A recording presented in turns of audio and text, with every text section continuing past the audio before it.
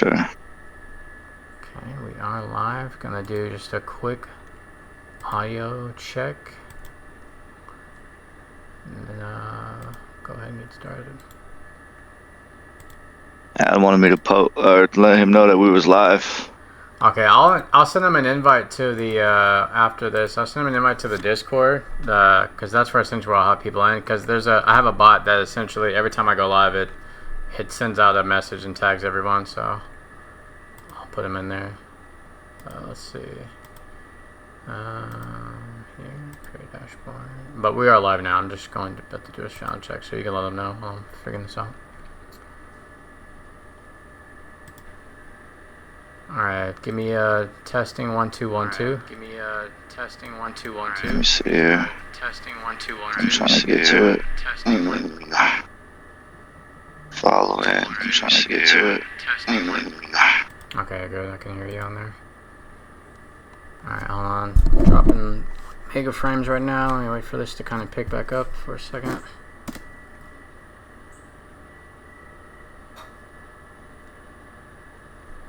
I see you live. I really gotta figure out this drop frame situation. Hold on, I'm like, the stream's really lag right now. I'm trying to give it a few seconds. Okay, there it goes. I'm back in the green. Ah, man, it keeps dropping though. The only good thing is that, like I said, I'm recording separately from the stream, so when I upload it, it'll be fine, even if the stream is kind of not the greatest. Alright, well, we're going to get ahead and start it. Welcome, everyone, to episode 4 of J&A Sideline Reports. I'm your host, Jordan, with my co-host, Albert, and we're going to talk a little bit of sports talk. We're going to recap some pretty important topics today. We had big week 1 of college football, probably the biggest week of college football we've had as far as big games played in, I'd say, years, if not ever. But definitely some big games. We had a big trade happen in the NFL that we'll get onto, and then even tonight we have a pretty big game. Even though if the teams aren't as big, we have a pretty big game in the fact that Bill Belichick is back to coaching, but it's not in the NFL. It's going to be in college. So really interesting topics today. Thank you guys for tuning in. As always, we do appreciate you guys' criticism, feedback. Check out, make sure you guys leave more comments on the YouTube. You guys have been letting us know through messages or through comments on the channel. That's Humble Gaming Nation at YouTube. You can see it there at the bottom. Your feedback is crucial. It's helping us improve every week to make this podcast as good as it can and feed it for you guys, the people. Like I said, we do have some exciting announcements at the end where we are going to eventually try to get at least one guest host in once the NFL season starts, which is upcoming this week. So be on the lookout for that news. Other than that, let's go ahead and get the episode started.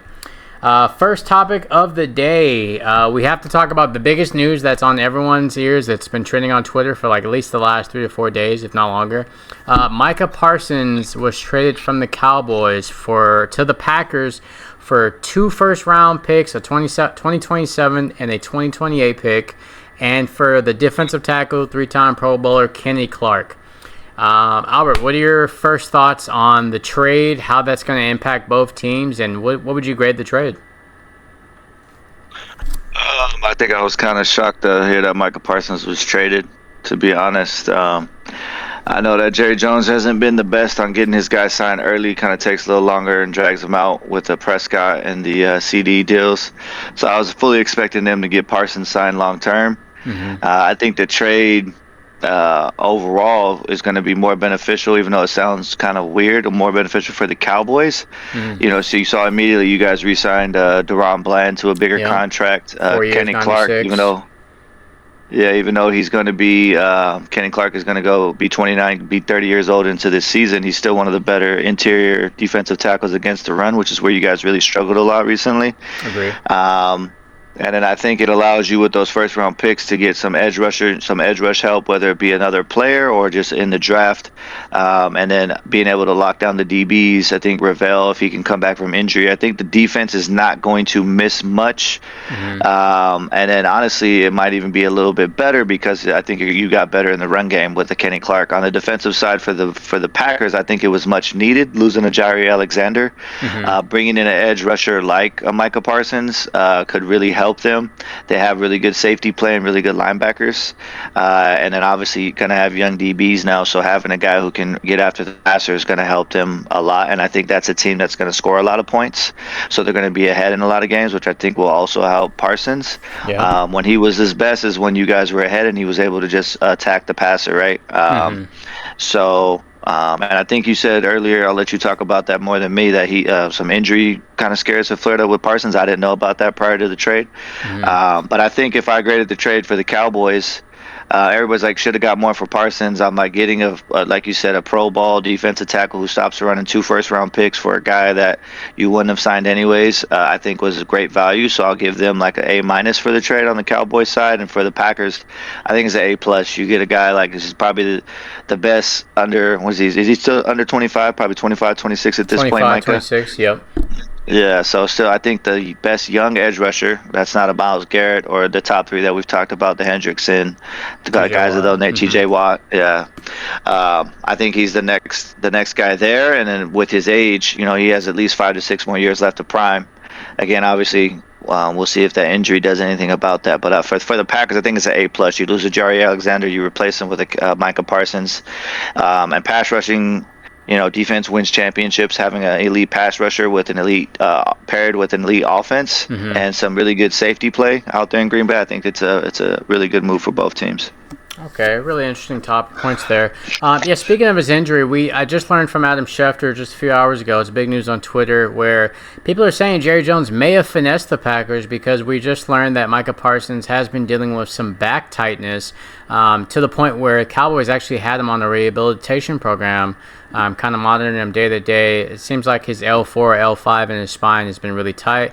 And from what I've seen so far, he's actually probable right now to play his week 1 game against the Detroit Lions. So definitely something to monitor there. I know the Packers really don't want to hear that because that's kind of what happened when they picked up Zadarius Smith. When they first got him, they thought they were getting a huge win, which eventually they ended up doing. Zadarius Smith did play well for them, but initially he wasn't able to play the first few games, and for a little bit because of a lot of the injuries, and he had a lot of injuries that were undisclosed before the trade. So definitely something to monitor there. I think overall, initially when I first heard about the trade, I was a bit upset because Micah Parsons is once again one of my favorite players. Being a Cowboys fan, not even just being a Cowboys fan, he's just one of my favorite players in the league, period.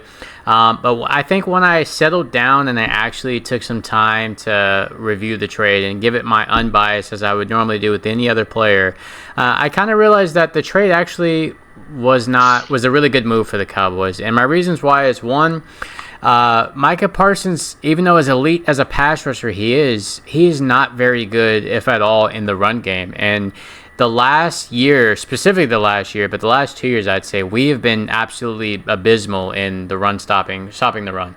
I mean, Alvin Kamara essentially revived his career against us in week 2 against the Saints. He ran for over 300 plus all-purpose yards on us, so that really hurt. I think the team before us, or the team before him, he ran all over us. I mean, obviously Saquon's going to Saquon. So, but being the fact that I was going to say your division, NFC East, you got Jaden, you got Saquon, and now the Giants have more. They have Tracy, and they have Scatterbo. Yeah, and that's what I was just literally about to cover, is the fact that we're in a division where 6 times a year we're going to have to play against some of the league's best backs. I mean, one of if not the best back with Saquon twice a year with the Eagles. And then on top of that, like I said, the Commanders with Eckler and that new rookie, and then Tyrone Tracy and Scatterbo for the Giants. So yeah, like the fact not having a good run defense it's unacceptable. We just can't afford to have that if we actually want to make a realistic move and play at the playoffs. So getting Kenny Clark, that's known for being a huge run stopper and being a big gap specialist, that's really big for us. And even though we're going to miss quite a bit on that edge as far as pass rush and getting to the quarterback, we do have some really solid young guys. I mean, Marshawn Nealon kind of showed out really good last year in stints where Micah was injured. He played really well. And we have Sam Williams that's also up for contract. I think we're going to be looking to re-sign him, especially after the year he's going to particularly have this year. So we have some young guys that maybe they're obviously not Micah Parsons, but we have young guys that are good at getting out after the quarterback. And then we also just re-signed Dante Fowler back again. So I mean, I think even just last year, I want to say he had anywhere between 8 to double-digit sacks last year. And then even when I look at the realistic numbers for Micah Parsons, last year he had 12 sacks total, and I almost want to say he got overpaid, because if we're going based off of sacks, I mean, Kyle Van Noy for the Ravens had 12.5 sacks last year, and I think he's getting roughly around like 12 to 15 million. And the fact that Micah Parsons is getting 47 million, obviously with Green Bay's taxes, he's getting a lot less than that, but let's just throw out the number. He got 47 million. I think it's more so based off of the potential that he brings. And yeah, like you made a great point, the fact that they lost an elite corner in Jair Alexander. Though one way to disguise your worst corners is to have an elite pass rush. Your corners don't have to be that great. They don't have to cover for very long when you have an elite pass rush. So I think overall for both teams, it's probably a win. I'd say for my Cowboys, we kind of dodged a bullet there having to pay that much money, because as of now, Micah Parsons is the highest non-paid quarterback. I mean, so that's a lot of money. And so even though as great as Micah Parsons is and potentially could be, there's no other elite rusher in the game, elite rusher I'm talking, that is not a threat in the run game. Like when we talk about Myles Garrett, Trey Hendrickson, Nick Bosa, TJ Watt, Khalil Mack, you're not opting to run the ball towards their side. And that was the thing that I saw a lot of teams doing to get Micah Parsons out of the game. They would just simply run at him. And that's as an elite rusher, it's kind of hard to consider you really elite, even besides the pass rushing numbers and the pressures. It's kind of hard to consider you elite if you're not good at stopping the run, because you would never run the ball at Myles Garrett. That's just something you would never do. You would never run the ball at TJ Watt or Trey Hendrickson. So those guys are the upper echelon, the top three. And so I think that is a big hole in Micah Parsons' game. And so I think between that and the injury, maybe Jerry was kind of on to something. Maybe he was cooking something up, and this may turn out to be a great trade for us. So I think with that, like I said, I think. Go ahead. Well, I was just going to say with the Packers, too, you also got to remember a guy who doesn't get a lot of pub but is a really, really solid player who's going to be even better now with Parsons is Rashawn Gary. Oh, yeah. So I think Gary is good inside and outside. And like I said, they have one of the top three safeties in the NFL, and Xavier McKinley as well. Mm-hmm. And I think Jordan Love was injured a lot last year, and they added a Matthew Golden. I just think that they're going to score so many points, and they're always going to be in a position ahead. When you talked about last year with the Cowboys, you guys had a lot of injuries last year. You've had a lot of injuries in the last several years, and it's just kind of been like it's kind of easy to take away one guy, you know, like you said, and running at him and things of that nature. But, I mean, we'll see. Interesting. I did not expect when a player like Micah Parsons is traded, to your point, Van Noy's been a great system player. Mm-hmm. The Ravens just breed players, right? There's been how many players get 10 to 12 sacks on the Ravens? You never hear about them again. I mean, that's just when you go to Baltimore. Yeah, I mean, he was a great linebacker, and then all of a sudden he goes to New York, and he's just not the same player. You know, Bart Scott was in that same situation. He had 1 year, 2 good years. The Jets, yeah. You know, you're even looking right now at Patrick Queen. Did anybody even notice him last year on the Steelers? I didn't. So when you're looking at a team like the Ravens, it's a little different. When you're looking at the Cowboys, it's like, I think outside of injury, you guys have had a talented team, but you just haven't been able to stay healthy all at the same time. And the offense has been inconsistent. I think now, like I said, overall, I think it was a really, really solid trade for the Cowboys in the future, because you've already locked up your quarterback and CeeDee Lamb. They spent a lot of money on that. Mm-hmm. And then now you're locking up your secondary. You have elite secondary players. And, you know, to your point, when you have a good secondary, that also can minimize some of the negatives you may have on the interior of the line. And I think if he comes back healthy, you guys keep hitting on linebackers. They just have to stay healthy. So, yeah.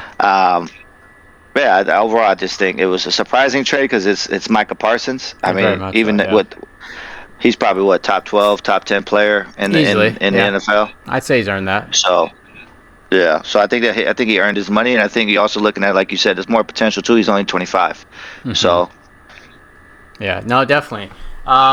Moving forward, we got tonight's big game. Within, I'd say about 36 minutes, we're going to have North Carolina versus TCU for our final college game of week 1. And a lot of you may be thinking, what, North Carolina, TCU? I don't believe any of those teams are ranked, which they aren't. So why is that game significant? Well, Bill Belichick, if you don't know, former Patriots dynasty coach that's won all those championships with Tom Brady, is back to coaching, but now is coaching for North Carolina. Bill Belichick has been making big headline news recently, not for just football reasons, for his girlfriend. He's got a really young girlfriend, but specifically, strictly talking about football.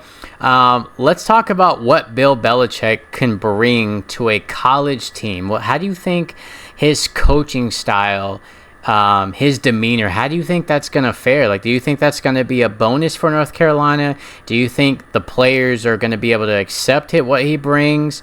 How do you feel like the transition from NFL to college is Bill Belichick going to be able to be Bill Belichick? I don't think he's going to be able to be the Bill Belichick that we all knew from the New England Patriot days right off the bat. Mm-hmm. But I think going to North Carolina, I think about, I want to say 5 to 6 years ago, Butch Davis, who also did a really good job with the Hurricanes before he went to be a head coach for the Cleveland Browns, and that didn't work out, so he went back to college at North Carolina. Mm-hmm. You're able to recruit at North Carolina, and the reason being is because there's a lot of athletes there. Obviously, they're a basketball school, but the jerseys are really nice, and as kids, like with kids with jerseys, they like the jerseys, they like the swag, and you're going to be able to play with Bill Belichick. He's going to give you kind of a door right into the NFL, right? So you're going to be playing pro-style offense, and especially defense. I've seen him a lot working with the defensive side of the ball.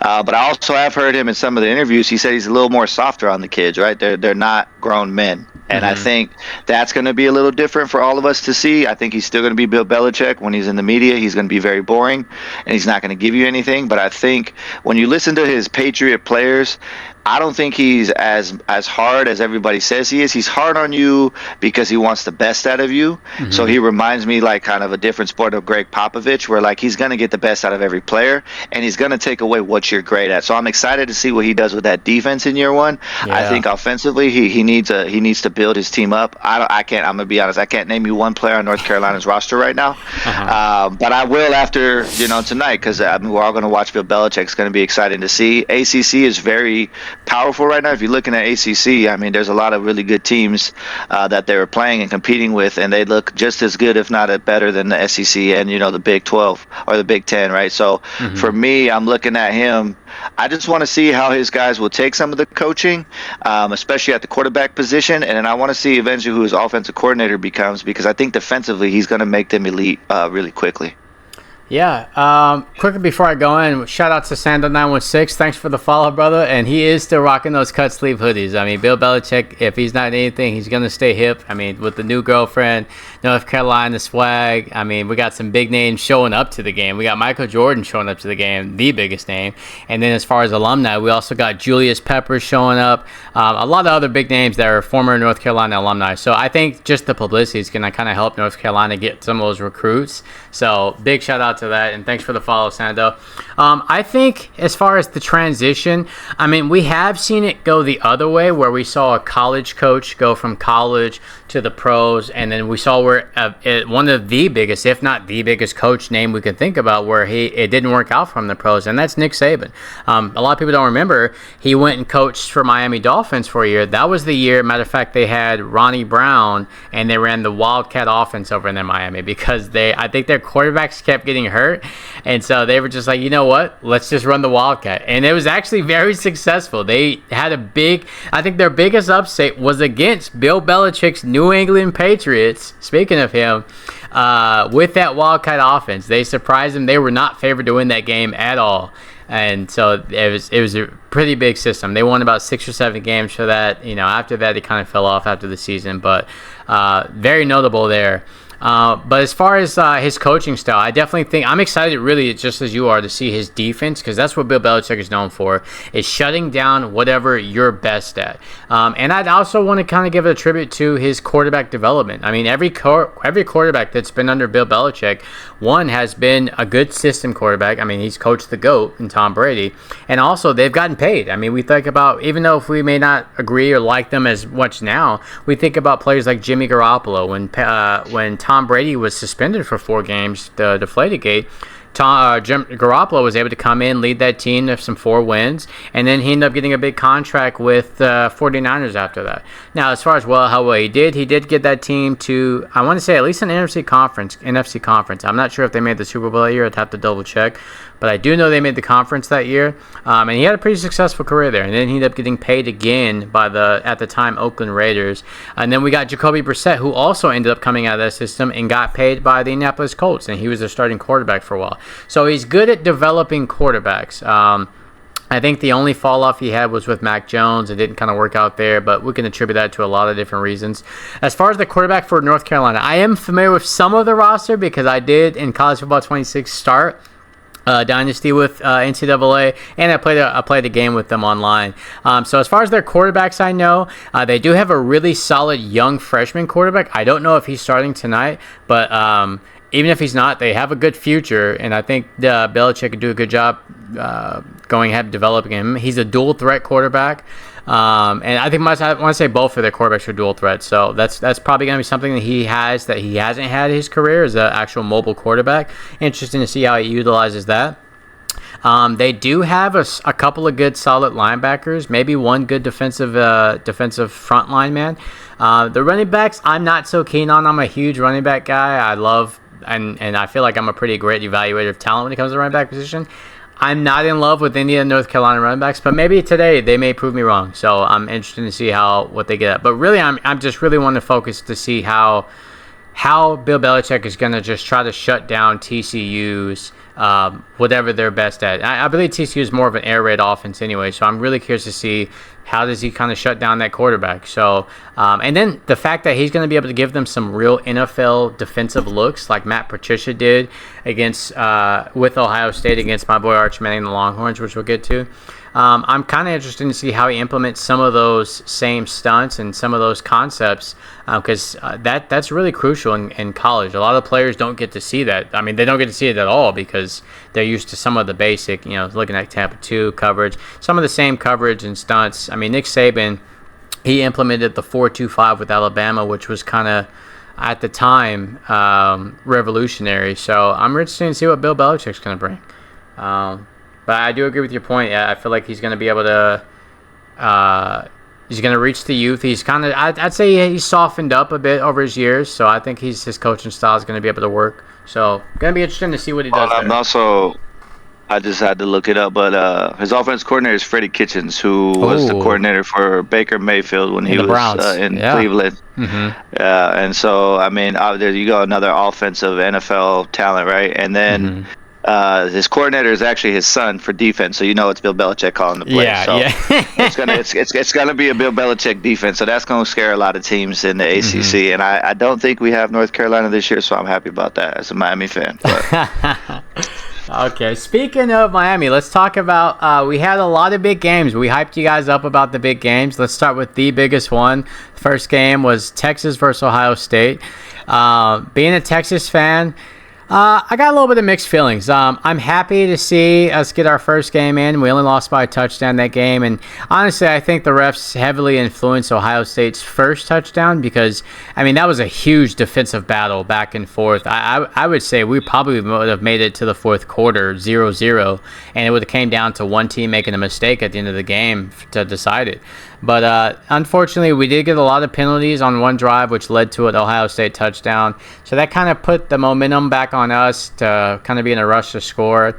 And all in all, I feel like Sarkisian just wasn't really running his style of offense that first half. Second half, we looked much smoother, much more confident, comfortable. I know a lot of people have been saying that he was really trying to make sure that protect his young quarterback, keep his confidence high. I mean, when you're going up against the defending champions, you're going up against, in my opinion, 1A, 1B linebacker in Sonny Styles, and then you're going up against the best safety in college football in Caleb Downs. You can't really be too casual with how you throw the ball out there, and you're either going to get your players hurt or you're going to get a lot of picks. So I think I understand it from the standpoint as far as you don't want to let your quarterback throw too many times, don't want them to give them the full green light. But I do believe that we should have kind of played with a little bit more urgency, at least in that second quarter, which kind of put us behind the eight ball, just in my opinion. Outside of that, I did like to see how Archman played. He had a lot of overthrows, a lot of underthrows, a lot of stuff he needs to work on. But this is his first, essentially, at the helm, his team, first full go at a start. He only played roughly 2 games last season, and we played against some pretty scrub teams. I mean, it was like Louisiana Raging Cajun. So a lot of teams like we could just kind of build stats on. So nothing where we could get a real challenge against. So this was our first test, and he was on the road playing against the defending champions. So not the easiest matchup, but I think mentally he fared well, and I'm excited to see what he does for the rest of the season. What'd you think about Ohio State versus Texas? I'll be honest, I think that the better team lost just by watching the game. I felt like Texas was the better team. Both elite defenses. Shout out to number 8, Arvell Reese on Ohio State. He was literally everywhere. He was all over the place.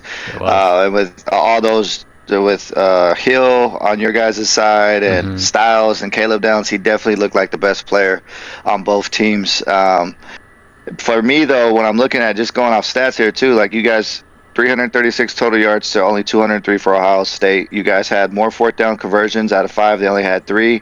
You guys had 13 more total plays. You guys had the 1 pick. That's the one that probably kills you. And then the penalties, to your point. It was 6 for 50. They only had 2 for 15. So for me, first half, Sarkisian definitely didn't look like it was playing his style. Not a lot of – it was very vanilla, very soft. No motion. Even that yeah, and there was another one where you guys at the 1 yard line, you get stopped. That was a huge play. Oh, yeah, the 4th and 1. Yeah. And then one of the bigger plays, end of the game, call whatever we want to call it. Receiver puts the ball in his hands and needs to catch it. Quarterback needs to throw a better ball. The drag. Yeah, the drag for Wingo, that would have been a big play. So I just think Texas, I don't want to say they beat themselves, but they left a lot of opportunities out there. And I think Ohio State, you looked at Julian saying he didn't really do much of anything. Jeremiah Smith only had 43 yards receiving on 6 catches. And he had 2 drops early in the game. He did. So I mean, offensively, Ohio State didn't look very explosive, but I'm going to attribute that to both defenses being elite. Yeah. So for me, when I just looked at the game, I just felt like offensively, Texas has a way higher ceiling than Ohio State. Defensively, they're both going to be elite, so I definitely think that Texas is the better team. And I think as we go down the season, we'll see that. And I think Ohio State might lose in the regular season if it's a Penn State or somebody else, because Ohio State didn't look as good to me, especially offensively. They didn't look really good at all. Yeah, no, I know that first drive they didn't target Jeremiah Smith at all, but they definitely made it a point to target him starting that second drive. And yeah, he did have those first 2 early drops. But he did make up for it after. I mean, he had Malik Muhammad, which is an elite corner for us on him, so it's not like he had the easiest matchup. But Jeremiah Smith, with his size and athletic ability, eventually he was going to get open. But we didn't give up any big plays, which is what I really expected. I knew we were going to give up some underneath. This guy's a great route runner. He's really physical. But we didn't give up anything big to him. Carnell Tate did get the big touchdown on us, which, like I said, in my opinion, he's still a top 15, top 20 player, period, in football. He's one of the better receivers, in my opinion, also. But all in all, a good game. I'm looking forward to our future. I think Texas will be just fine. We'll bounce back on our feet. I really don't even think we'll drop too far in the rankings, since we were ranked 1 and we played ranked 3, which honestly they should have been ranked 2. But I think at best we'll drop no more than like to 4th or 7th at the most.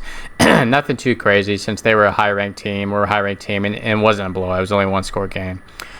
Moving forward to an upset. We have, it's funny, we have Sando916 in here, and his favorite team is Florida State. And Florida State actually upset, I think at the time Alabama was ranked 6th or 8th. Were they 6th or 8th? They're number 8. They're number 8. Number 8. Yeah, and Florida State was unranked. And going into that game, we had a lot of chatter, mainly from Florida State's quarterback, Tommy. He was chirping them pretty hard, and he backed it up. I mean, he played one heck of a game.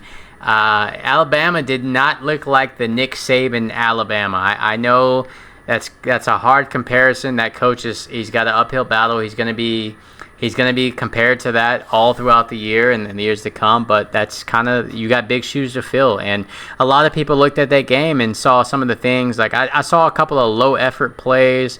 Specifically, there was one play where Florida State had a big play, I think on that one of the end around from Dansky, which is the track star, and he looked very much like it. Number 18, he just wasn't giving much effort. He was kind of jogging, let him go in for the end zone, and just didn't really care. And you just wouldn't see that on Nick Saban's team. That guy would be benched for the rest of the season. I mean, if he was playing for Nick Saban, so or he might have just scholarship would have just been pulled right there.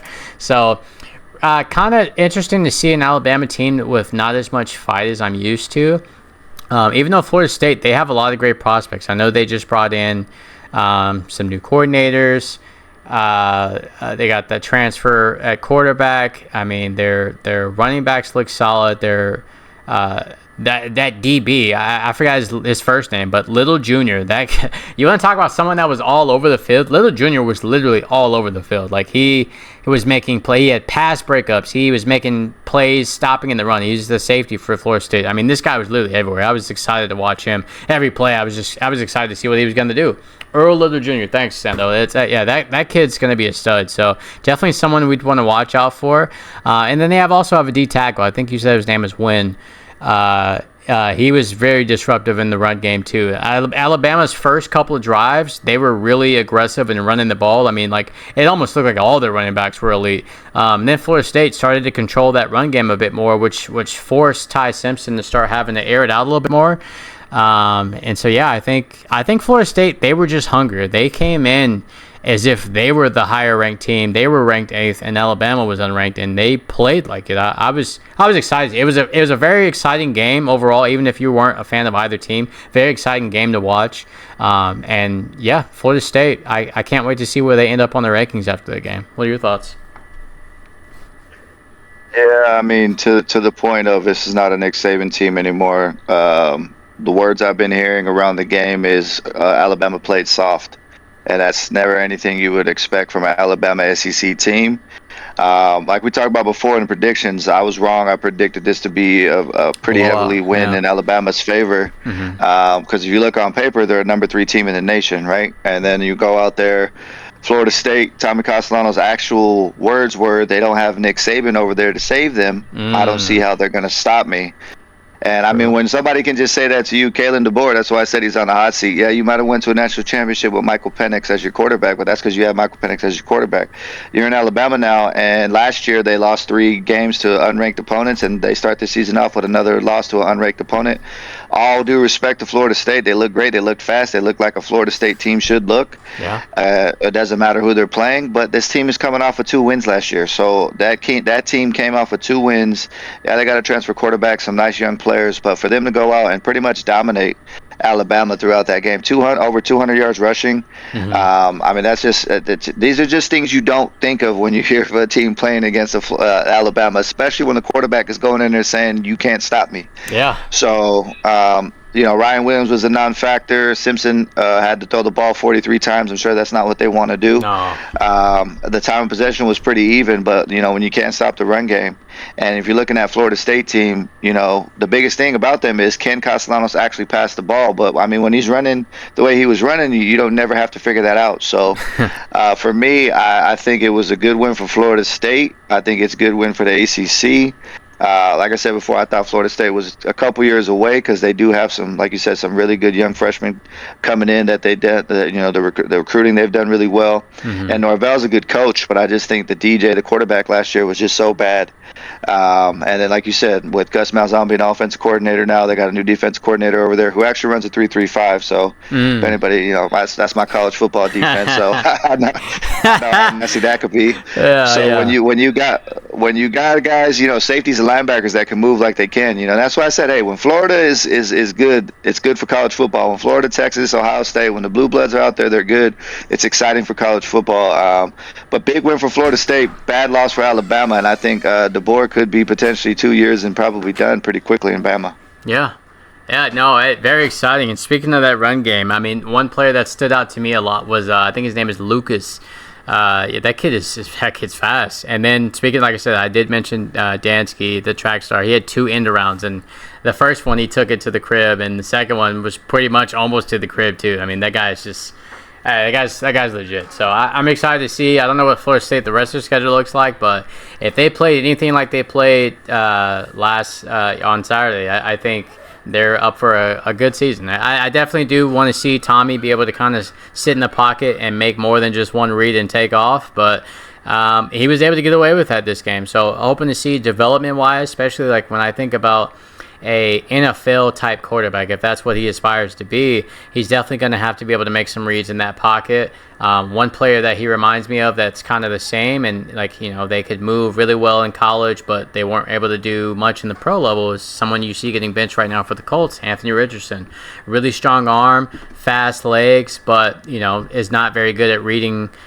For Richardson, not really good at making NFL defenses, but even just reading college defenses, you know, being able to decipher is it a cover two, is it a man zone, and being able to have to know what your reads are. So really going to be interesting to see how he develops throughout the year as a throwing quarterback. But yeah, I'm excited to see what Florida State. I know Florida State fans are excited. Sandro just reminded me, Florida State does have Miami week 5, so that's going to be an exciting game. Before we move on, just a quick little note on that. What are you thinking for that game as a Miami fan? Florida State, the old school rivalry. What are we thinking?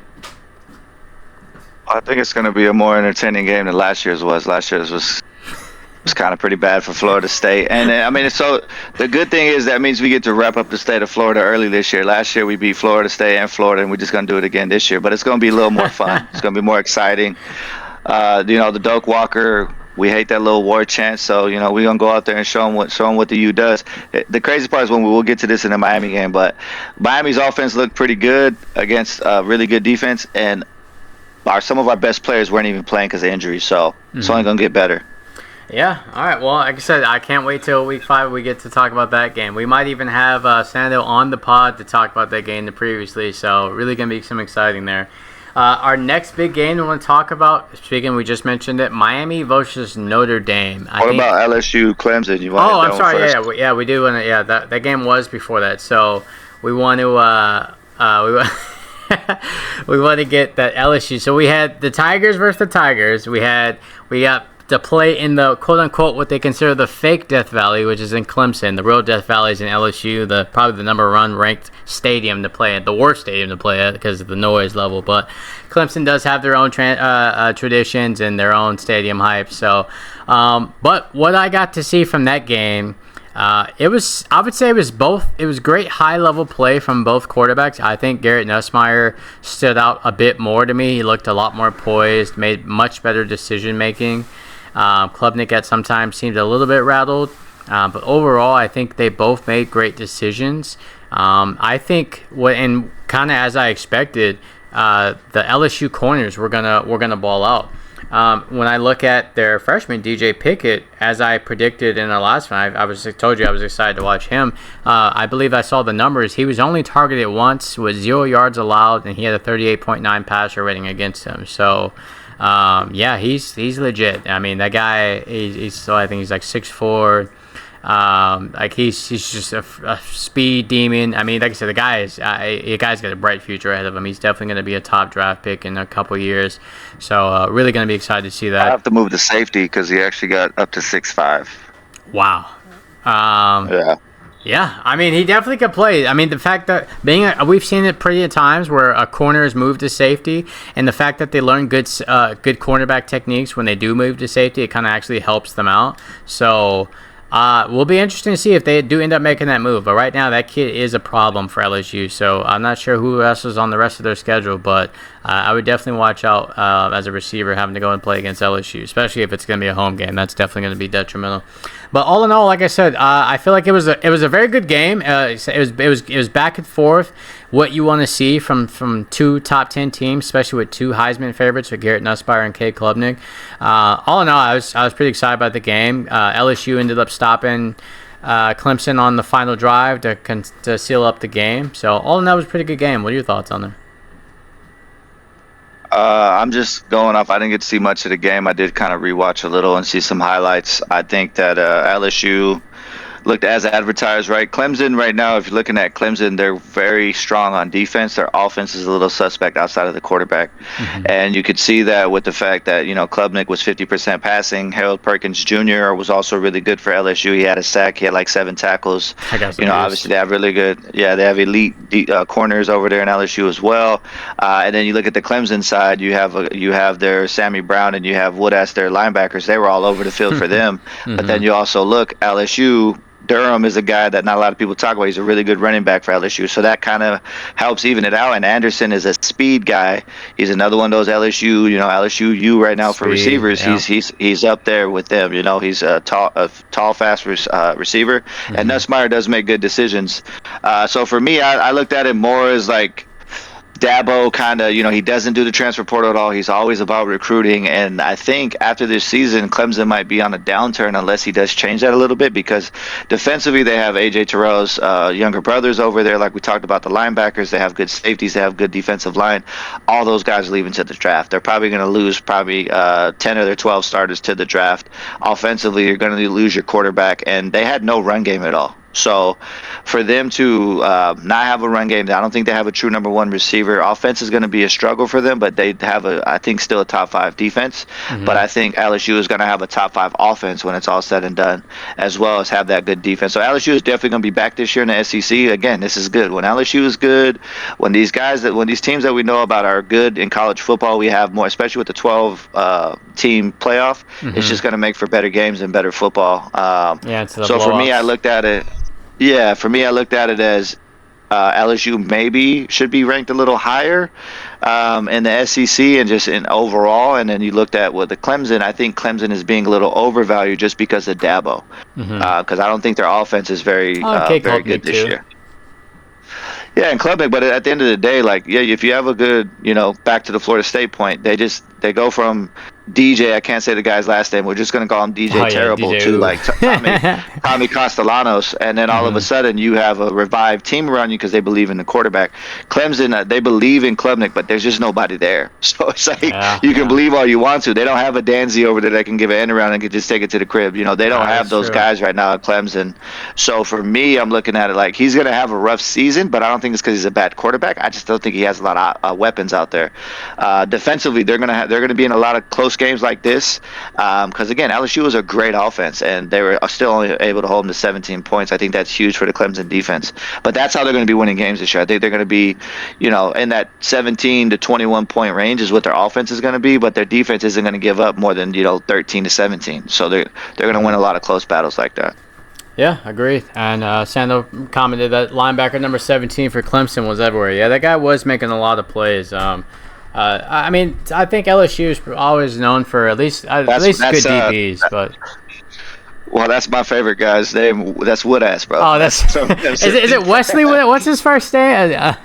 He has it's like a W. Wade. I knew it was a W. Yeah. And then Sammy Brown is the other one. Yeah. That's number 47. That's what I said. Their linebacker core is great. Yeah. No, hell of a name, but yeah, definitely some good. So yeah, definitely see. I think LSU will maybe move up a couple of spots. Clemson, I don't think they'll fall too far. Once again, it was a close scoring game. They lost to LSU, a big name team, so they may drop a couple of spots. Nothing too crazy though. Moving on to our other big game of the week, we had to close it out for the night, Miami versus Notre Dame. We had the rookie C.J. Carr for Notre Dame. In my opinion, looked pretty impressive. A lot better than just a rookie. I mean, his decision-making, I think one of the most underrated things as far as decision-making, he did have a lot of grounding calls, but he did have the poise to know when to not take a sack, when he should be running. I think one of the plays he was about to get sacked, and he was able to get the forward pass. Now, I do believe they still ended up calling grounding because there wasn't a receiver in the area. But Carr did look pretty good. I think for a freshman quarterback, if I had to grade him between Arch Manning, Bryce Underwood from Michigan, and Jalen Simpson, even though he's not a true freshman, I mean he's for a first-time starter, I'd probably put him second behind Bryce Underwood. Bryce Underwood definitely outperformed in Michigan. I mean, we may glance over that, but Bryce Underwood looked crazy good So far, he's looking up at the hype. I know it was against New Mexico, but the guy looks great. But CJ Carr for Notre Dame looked amazing. A lot of controversial calls, as I know you're going to probably touch on between the game. A lot of calls missed, a lot of calls that probably shouldn't have been called. I want to say the first half, there was only one flag the entire game. It was against Miami for like maybe a 5 or 10 yard penalty. But yeah, and then also Sandro mentioned the freshman from Cali. I'm not sure if that's I'm not sure. No. The other guy I was thinking about was the Arkansas quarterback, Taylon Green. He had like 6 touchdowns, 300 plus yards. I mean, that guy looks amazing also. But just going back to Miami Notre Dame, Miami's defense definitely looks like they have some dogs over there. I mean, Ruben Bain, everyone kind of is already expecting that guy's probably a top 10 pick as soon as he hits the draft at the end of this year.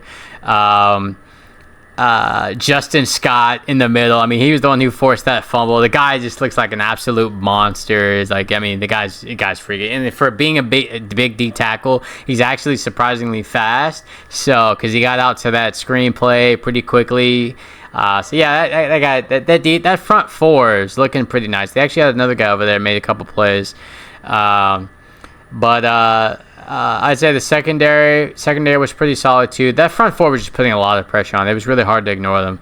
But all in all, I think it was an exciting game. I mean, we had a lot of stars show out, so Miami had no choice but to show up. I mean, when you got Michael Irvin showing up to your game, you had Ray Lewis at the game. I want to say Ed Ballhawk and Reed at the game. When you got alumni like that showing up, you have no choice but to ball out.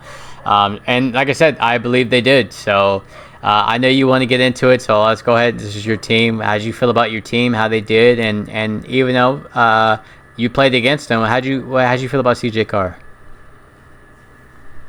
I think for Notre Dame, I think CJ Carr he played well. I think his first touchdown that he had, I just feel like there was 2 blown coverages with the Hurricanes, and he hit on both of them. That first touchdown, we just kind of fell asleep as he was running back and forth, and then he kind of finally found somebody open. So that was kind of frustrating. And then it was like a 3-man rush, so I felt like we got a little conservative right there.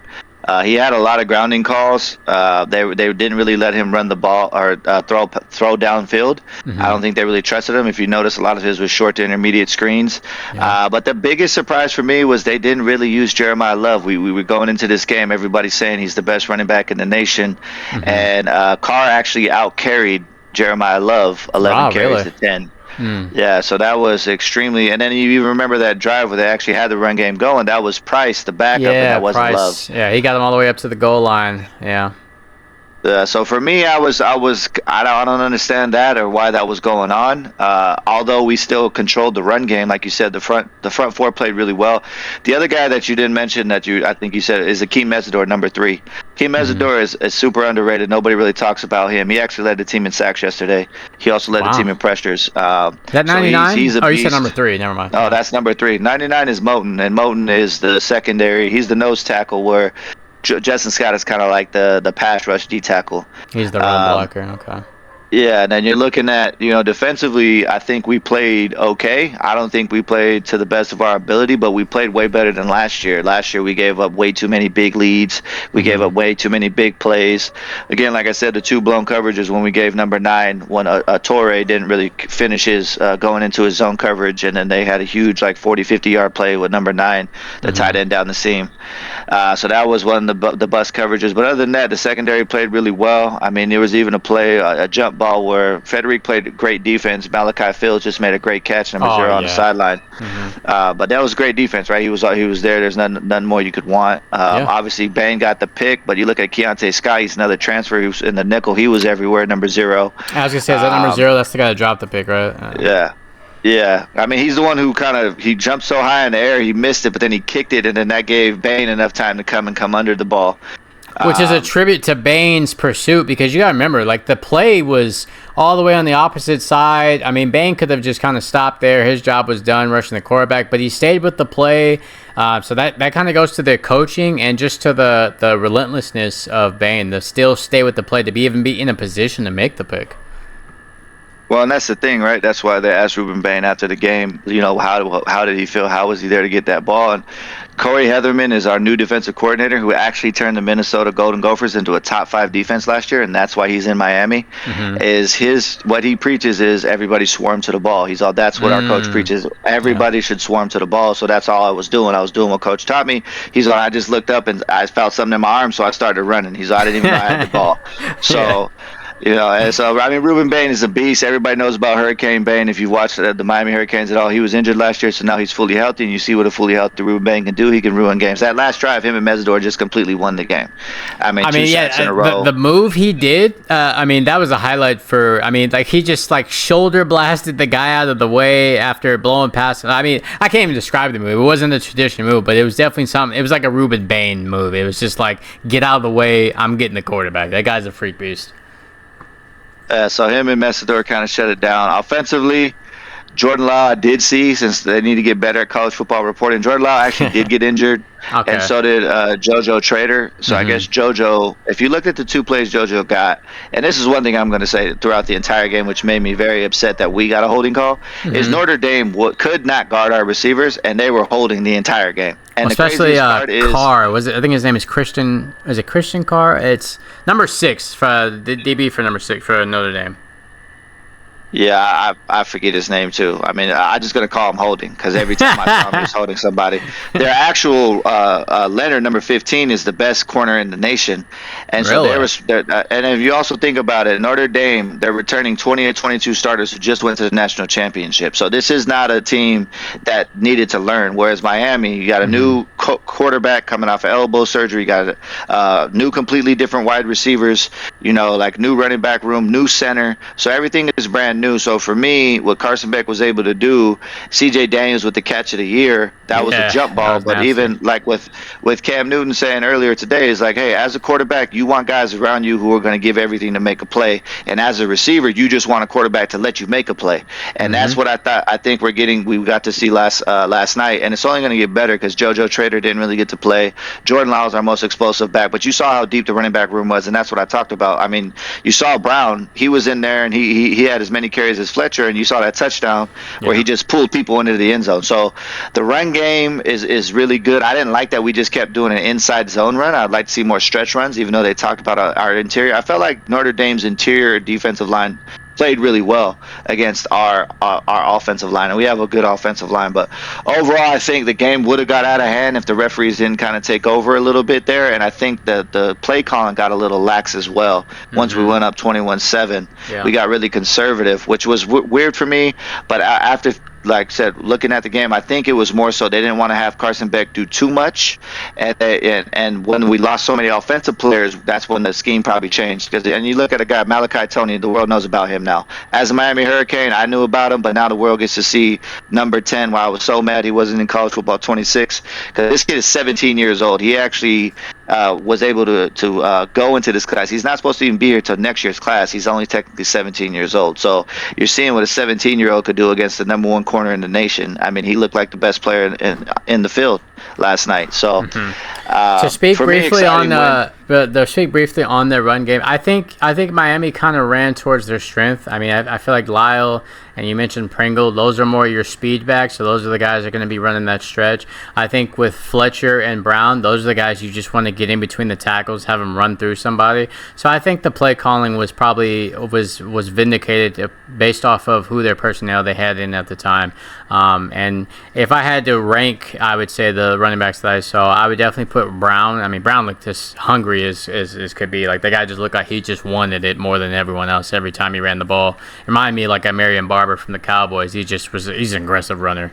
And then Mark Fletcher also. They turned to him on some big short yardage downs where they needed him to just kind of push the pile. So I think the play calling was kind of more considerate as far as their backs. I think, since you guys do run by committee, I think when Lyle's healthy and if Pringle ended up getting some touches, I think those are the guys that are going to be getting the outside runs. Whereas like you just want Fletcher and Brown to just get in the middle, create space, and just get in there. Yeah, no, I agree. And that's why I just didn't like that the play call was always like an RPO. Everybody knows Beck's not going to run unless he has to. So Yeah. it's like you're not fooling everybody. We know you're heading this ball off. So that's why I want to be a little more creative. I don't mind insides, but like, hey, let's do inside trap. We were in shotgun literally the entire game. And even with Cam Ward, we did do some, under center. So I'd like to see that because I think Beck, he's been coached up enough where he should be able to play this pro style offense. So I would like to see hopefully us getting some under center, especially because if Lyle's out for any point in time, to your point, yeah, these are two power backs, Yeah. and they're two power backs from Florida, so they're not just power; they can take it to the crib if you let them. Like, oh, Marty was explosive, I mean? Yeah, and I mean they both were. Like I said, I don't put Marty over him Fletcher too much because Fletcher came in and immediately was making an impact, and then Marty came in. I was like, yeah, this guy is he's just hungry. Like he knows he's third on the depth chart, and he's like, yeah, I'm here to make a statement, and I believe he did. Briefly wrapping up, because I know we both want to get to this North Carolina game, and we have some other obligations. Let's briefly kind of touch over. We have our first NFL action this Thursday. It's going to be my Cowboys versus the Eagles. Quick prediction from you. Who's going to win and why? I got to go to the Eagles right now. I mean, they're the best team in football. That defense is absolutely crazy. And I think it's going to be a close game, though. I think Pickens is a huge addition to the Cowboys. Kenny Clark being in the position that he is, he's going to be able to fit in pretty nicely. But, I mean, I'll say it's going to be like a first game of the year. I'll give it 20-24 Eagles. Okay. I like that. Me being a Cowboys fan, it's just going to be biased. We're going to win. I think a lot of people are counting on the Eagles to win. I think that's what we need. We just need that little bit of underdog. I think people are kind of maybe underestimating the chemistry between Pickens and Dak Prescott. I mean, Pickens is a monster. I don't, like I said, I know the Eagles have elite corners over there. Those two young corners, Cooper DeJean, Quinyon Mitchell. Yeah, we don't care. We're coming in, and especially my thing is, if we can slow and stop, we're not going to be able to stop the run.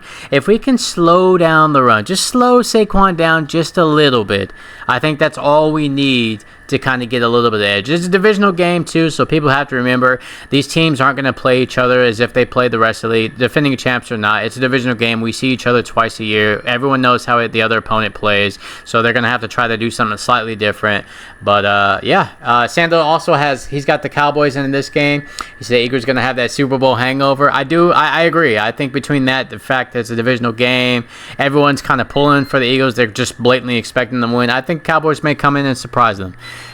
Next game, we have one more game on Friday before the full weekend slate. I just think, real quick, Jalen Hurts is hearing a little bit of the disrespectful talk. I mean, it's only coming from Cam Newton, really. I mean, if we're going to be honest. But if I would look at the rankings, though, he wasn't even in the top 5 as far as quarterbacks in the NFL. I mean, the man just won a Super Bowl. And he was. Okay, let me ask you this on that topic. Real quick, when he lost the Super Bowl, when he lost Super Bowl before, he outplayed Patrick Mahomes in that game. He did. No one disagreed with that. So, go ahead. What's the question? No, I was gonna say my point. My question is, okay, you say he just won the Super Bowl. Where that does have merit. Let me ask you this, and Sandro, since he's in chat, you could chime in on this too. When Joe Flacco just finished winning a Super Bowl, was he a top 5 quarterback? Hold on, but let's. No. Answer the question. The question. Was he a top 5 quarterback after he just won? Flacco, no. Okay, why not? Well, because if you look at this, is why I said pump the brakes. Jalen Hurts, outside of this Super Bowl, has been really good. He's been a Pro Bowl style player, and like we talked about, he was an MVP candidate. And he outplayed Patrick Mahomes in the Super Bowl that his team lost. Had nothing to do with him. And then this year.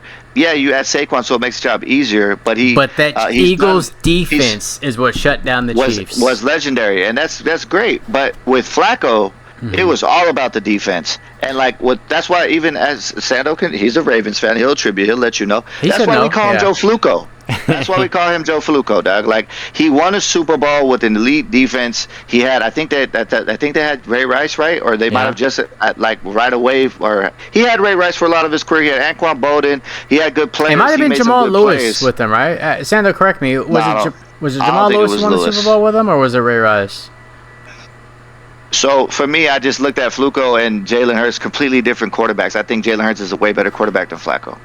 Okay. Yeah, I mean, I definitely quarterback for the Browns, which is crazy. But I definitely agree. I'm not gonna. He said it was Ray Rice. Okay, yeah, so you're right. I agree that Jalen Hurts is a better quarterback than Flacco. That's not even a debate for me. But I'm saying that my point is that just because you won a Super Bowl doesn't automatically make you a top 5 quarterback. And I definitely think that Eagles defense, as far as Super Bowl defenses go, is probably one of the top 5. I mean, they shut down not just Patrick Mahomes. Andy Reid coached offense Patrick Mahomes. I mean, that's got to say something. I mean, like I said, this was the best year. That was the best year to get the Chiefs because Pacheco had gotten hurt, Rashee Rice had gotten hurt. That wasn't the full Chiefs. That's true, but we've seen Andy Reid do more with less. That's my point. We've seen Andy Reid do a lot with less. I agree, but to your point, when you have an elite defense like that, you need your best. Well, and I agree, but that's what I'm saying. I feel like that's why their point is that Jalen Hurts wasn't top 5. I mean, obviously I can name some other quarterbacks that won Super Bowls. Well, that's what I'm saying. If I'm basing it off a Super Bowl, you're 100% right. But yeah, because we look at Tampa Bay Super Bowl when Trent Dilfer was the quarterback. I mean, obviously no one's putting Trent Dilfer as a top 5 quarterback. That defense literally won the game for them. See, but you're talking about game managers and guys who are not at the level of Jalen Hurts. Jalen Hurts has been a very good quarterback for the last 3 seasons. He's been MVP conversation. So I think now that he's finally finished his Super Bowl, when he was in the Super Bowl and literally lost because he didn't have enough time on the clock because he outplayed Patrick Mahomes in that game. Now he has a Super Bowl behind him. What else he got to do besides win MVP to get some love out here? Well, I mean, MVP definitely is a attributing factor. This is probably one of the reasons why Lamar Jackson and Josh Allen. Lamar is now the 4th-rated quarterback in this starting this season. Once again, still top 5, despite the fact that both of them are ranked top 5 consistently, is because, especially Josh Allen after recently, is because they have that MVP. Even despite that they don't have that Super Bowl. Well, here's my thing: is MVP, despite what we think about the voting, it essentially means that you are the best player in the league for that season. And so it's like that has to account for something. Like Super Bowl, I feel is more of a team award, right? Whereas like an MVP is like, well, despite what your team did, you were the best player in the league. And I feel like that has to automatically put you top 5 regardless of what your team did. Yeah, but we can talk about MVP another because I feel like that's very skewed. I think it was voter fatigue for Lamar. But yeah, I mean, I get it. I just said I'm thinking Jalen Hurts feels some type of way because I know the competitor that he is. I think he's going to go out and show some people like, okay, y'all think I'm just some scrub out here with a great team. Like, let me show you. Yeah. So that's why I don't think there's no I mean, he does have a great team. So, I mean, there's no one debating that.